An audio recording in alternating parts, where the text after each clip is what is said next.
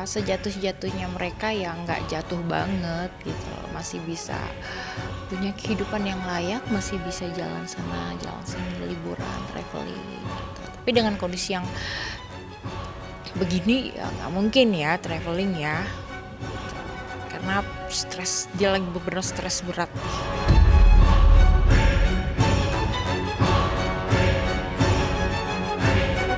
Potensi istri, saya ngomong potensi istri SD ini untuk diperiksa pasti ada.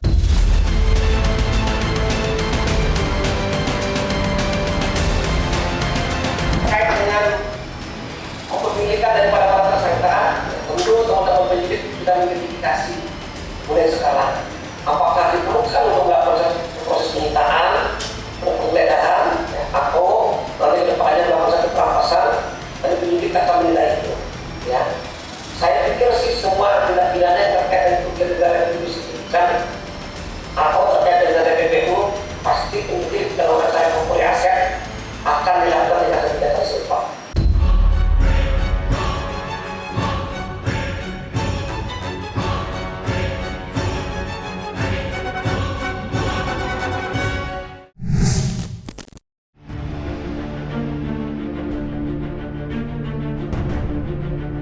Nama artis Sandra Dewi masih menjadi pembicaraan hangat di tengah publik setelah suaminya, Harvey Moise, resmi ditetapkan sebagai tersangka dalam kasus dugaan korupsi tata niaga komoditas timah pada Rabu 27 Maret 2024 kemarin. Terlebih sampai kini, artis berusia 40 tahun itu belum buka suara terkait kasus mega korupsi yang menjerat suaminya. Beredar kabar jika Sandra Dewi bungkam lantaran begitu syok atas kasus hukum yang menimpa suaminya. Tidak sedikit pula yang berspekulasi jika Sandra Dewi memilih bungkam lantaran dihantui kecemasan jika suatu waktu dirinya dapat terseret ke dalam pusaran kasus hukum yang sedang dihadapi suaminya.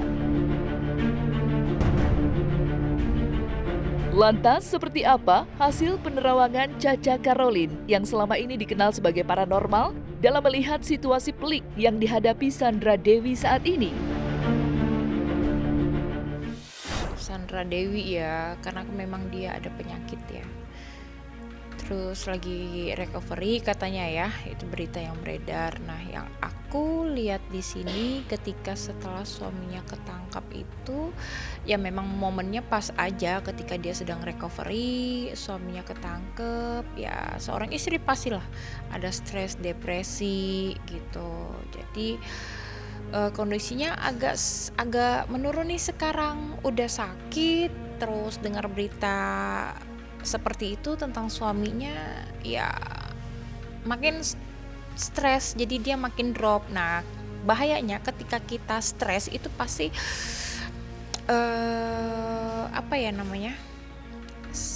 saraf stresnya kita tuh aktif semua, jadi semua penyakit tuh pasti timbul di saat kita stres. Makanya kalau kita stres itu sebisa mungkin kita alihkan pikiran dan melakukan aktivitas yang ke arah positif. Yang dialamin saat ini, yang mungkin akan dialami istri pada umumnya ketika suaminya sedang mendapatkan musibah. Itu pas dia sedih banget saat ini, tuh pasti sedih, shock, terpukul, tapi dia percaya sama suaminya. Suaminya itu tidak seperti apa yang sedang diberitakan saat ini, karena memang bawaan dari si Sandra Dewi ini memang orangnya positive thinking terus sih. Jadi ada masalah apapun dia pasti mikirnya positive thinking. Dia orang yang dekat sama Tuhan, dan dia makin dekat sama Tuhan, dan dia yakin suaminya tidak bersalah, dan dia yakin semuanya akan terbukti kalau suaminya tidak bersalah. Jadi ya sejatuh-jatuhnya mereka yang nggak jatuh banget gitu loh, masih bisa punya kehidupan yang layak, masih bisa jalan sana jalan sini, liburan, traveling gitu. Tapi dengan kondisi yang begini ya nggak mungkin ya traveling ya. Gitu. Karena stres, dia lagi bener stres berat nih.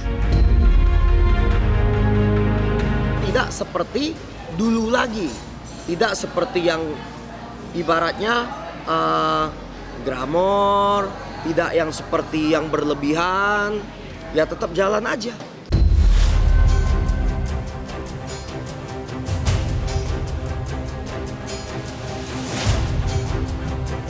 Terjeratnya Crazy Rich Harvey Moise dalam kasus mega korupsi yang diduga merugikan uang negara hingga 271 triliun telah menarik perhatian publik.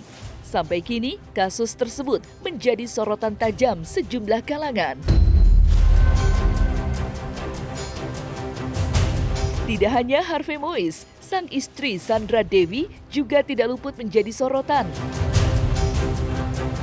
Alhasil, semua informasi terbaru, terutama video-video lama Sandra Dewi yang membahas kekayaan suaminya, kembali menuai sorotan. Mengingat, sepanjang usia pernikahannya dengan sang suami, Sandra Dewi dituding ikut menerima aliran uang panas dari suaminya. Dari situlah berbagai tanya berkelindan di benak publik. Mungkinkah aset berupa kekayaan pasangan Sandra Dewi dan suaminya itu akan disita? Tidak terkecuali rumah mewah, kendaraan jet pribadi, dan bisnis berlian yang digeluti Sandra Dewi akan ikut disitanya. Seperti apa pakar hukum menanggapi hal tersebut? Artinya, jika Sandra Dewi secara sadar terbukti menikmati aliran dana hasil uang korupsi yang dilakukan suaminya, tidak hanya ancaman hukuman yang menantinya, tetapi juga penyitaan aset dan harta kekayaan miliknya.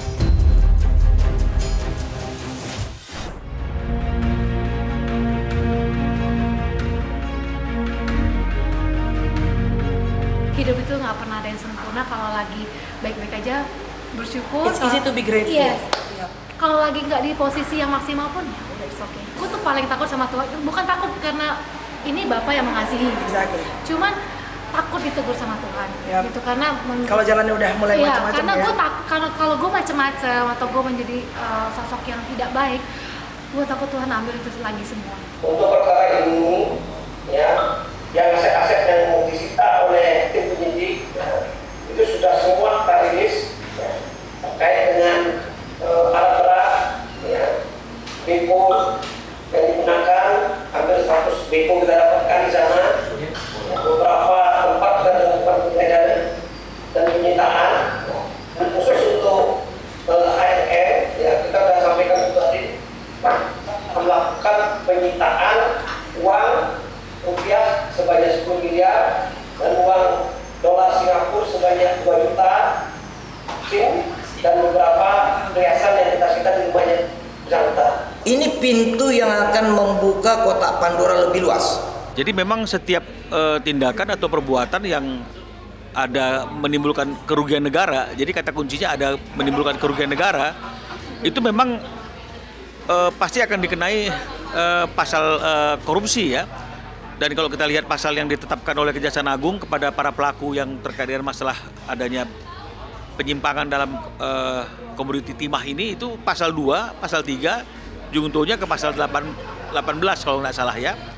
Nah, jadi memang kalau pasal 2 itu kan adalah perbuatan melawan hukum ya, yang akhirnya menimbulkan kerugian negara, ya, memperkaya diri sendiri, memperkaya orang lain, korporasi yang menimbulkan kerugian negara. Pasal 18 itu terkait dengan masalah uang pengganti.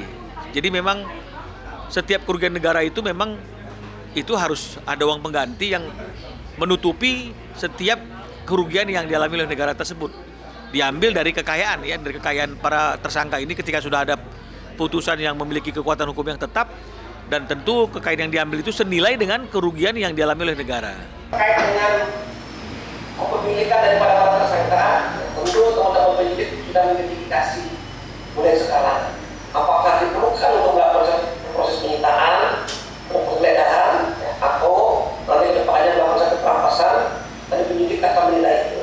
Ya, saya pikir sih semua tindak pidana yang terkait dengan kerugian negara yang disebutkan atau terkait dengan TPPU pasti penyidik dalam rangka recovery aset akan dilakukan tindakan-tindakan serupa. Dan penyidik apakah bisa disita? Kan gitu, kita ngomong masalah penyitaan. Pasti bisa. Penyitaan itu sah secara hukum dan memang sudah kewenangan absolut daripada penyidikan. Penyidiki itu Kejaksaan Agung. Nah, kita lihat di sini, si dari kejaksaan ini meyakininya bagaimana. Dari BAP-nya itu kan pasti ada dari saksi dikumpulkan semua segala macam.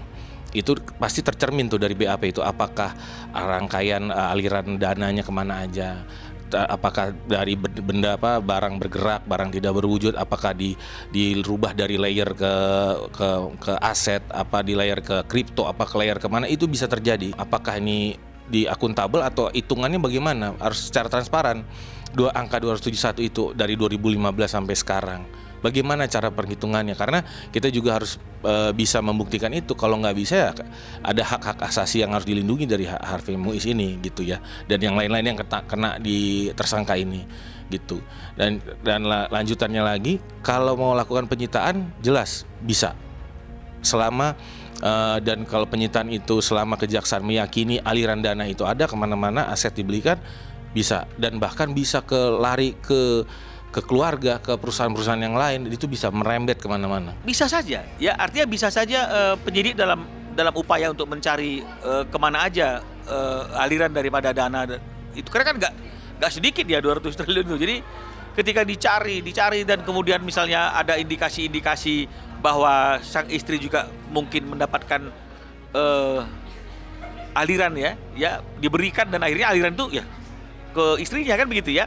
Kan nggak mungkin istri nggak juga dapat uang dari suami, kan begitu artinya ya. Nah, jadi ini yang mungkin nanti pasti akan dipanggil, pasti akan diperiksa. Ini uang apa, tahu ini hasilnya dari mana, ini bagaimana, apakah ini belanja rutin, kan ini pasti akan diverifikasi.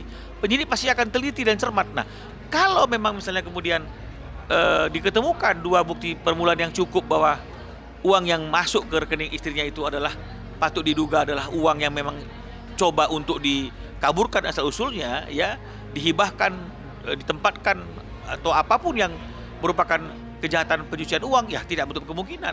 Kalau memang misalnya seluruh kekayaannya itu diambil baru cukup untuk menutupi kerugian negara tersebut, ya artinya ya mau nggak mau ya diambil seluruhnya, dan akibat diambil seluruhnya itu membuat si tersangka ini yang mungkin nanti sudah menjadi terpidana itu, kalau memang terbukti dan inkrah itu, menjadi tidak memiliki apapun lagi, miskin, ya artinya ya memang dia miskin. Jadi bukan dimiskinkan sih sebenarnya kalau menurut saya ya.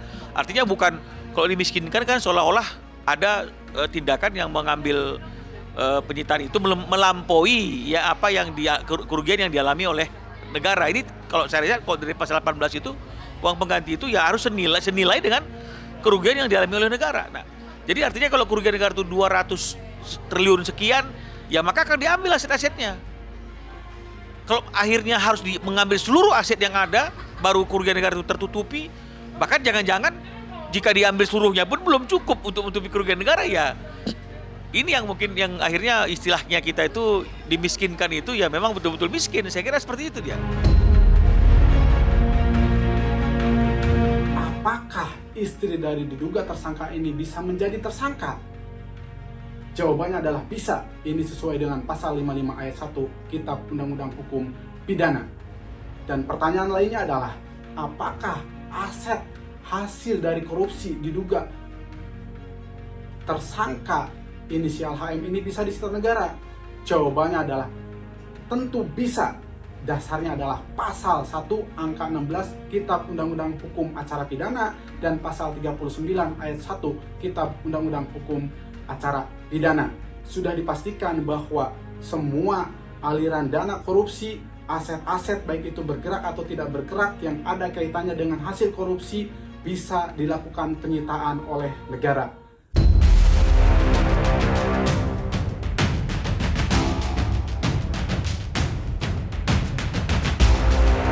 Meski aset dan harta kekayaan Harvey Moise terancam disita, pertanyaan yang juga tak kalah pentingnya ialah, dapatkah Sandra Dewi lolos dari persoalan hukum? Tidak hanya lepas dari ancaman pidana, tetapi juga ancaman penyitaan aset dan harta kekayaannya. Perbincangan mengenai masa depan rumah tangga Sandra Dewi dan sang suami juga tak kalah panasnya. Lalu, seperti apa pandangan pakar hukum jika seandainya Sandra Dewi memilih berpisah dengan suaminya Harvey Mois yang kini sedang menjalani kasus mega korupsi? Mungkinkah Sandra Dewi terbebas dari ancaman hukuman dan penyitaan aset harta kekayaannya serta usaha bisnis yang sedang dijalaninya saat ini? Oh, kalau itu sih, kalau untuk bercerai pasti kan udah ada karena ini adalah non Muslim, berarti kan dia ada hak-hak yang tadi untuk nafkah anaknya, nafkah dia, menurut pendidikan anak dan segala macam itu kita sama-sama pahami lah, gitu ya kan. Tapi kalau untuk tanda kutip melakukan penyelundupan hukum, menurut saya sih terlalu jauh gitu kita berpikir kalau sampai ke arah sana, karena kemungkinan besar kalau ditemukan aliran dana sekecil apapun pasti akan diperiksa di berita acara pemeriksaan sebagai saksi. Sandra Dewi akan dipanggil ke kejaksaan karena perlu kita reminder lagi, ini masih 20 hari penahanan gitu ya kan, dan masih bisa diperpanjang, masih ada waktu lagi 30 hari perpanjangan lagi, dan masih banyak potensi tersangka-tersangka baru gitu untuk dalam kasus ini. Jadi nggak menutup kemungkinan potensi habis lebaran ini banyak tersangka, nggak menutup kemungkinan. Sangat bisa. Pada saat dinyatakan seorang suami menerima aliran dana yang cukup deras, cukup banyak, aturan follow the money itu tetap berjalan untuk extraordinary crime. Kemudian sampailah ke istrinya, sampailah mungkin ke gereja, sampailah ke lembaga-lembaga amal lainnya. Apakah mereka sebagai pasif bisa disidik? Bisa, ada pasalnya gitu loh. Namun hukumannya tidak berat, kalau nggak salah sekitar 5 tahun. Namun tetap ada prosesnya gitu, karena bagaimanapun dia menikmati tindak pidana yang kita sebut korupsi atau pencucian uang tadi. Harus dipastikan juga si istri ini apakah ada perjanjian pranikah. Itu juga harus ada, itu dicek juga. Karena balik lagi, kalau sudah ada perjanjian pranikah itu terpisah kan harta istri dan harta suami gitu kan. Dan balik lagi, follow the money, ikutin nih saat itu membeli aset itu pakai transaksinya uangnya dari mana. Itu kan bisa ditelisik dari rekening bank, ditelisik dari apakah pajak, dari SPT badan, SPT perusahaan, saham ataupun perorangan, itu bisa ditelisik gitu. Jadi bukan barang yang tanda kutip susah gitu untuk ditelisik alirannya. Kalau melihat kasus ini, si istri ini kalau bersumber uangnya dari situ ya tetap gitu. Makanya harus dilihat lagi perjanjian pranikah ini, klausul-klausulnya harus dilihat. Tapi kita asumsinya bahwa ini sumbernya tetap dari sini, ya kena juga. Potensi istri, saya ngomong potensi istri, kita harus lihat mens rea dan actus reus. Mens rea itu adakah niat jahat daripada balik lagi si Harvey Mois ini, ada peristiwakah pidananya. Itu pertama. Yang kedua, kita harus juga melihat apakah aliran dana yang diberikan dari Harvey Mois ini kepada rekening-rekening, apakah itu ke istri atau ke keluarga, itu berasal dari hasil daripada perbuatan melawan hukum.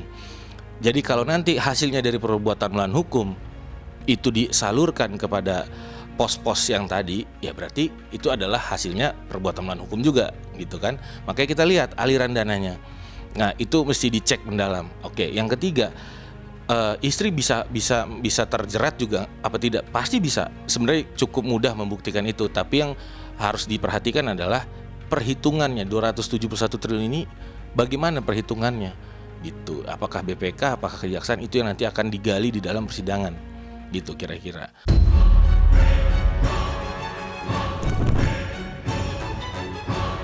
Nah, selesai sudah Cumi Lovers, saksikan terus Cumi Game In-Depth, kabar lengkap, mendalam, dan akurat dari narasumber terpercaya. Dan jangan lupa untuk like, subscribe, dan juga share channel YouTube Cumi Cumi.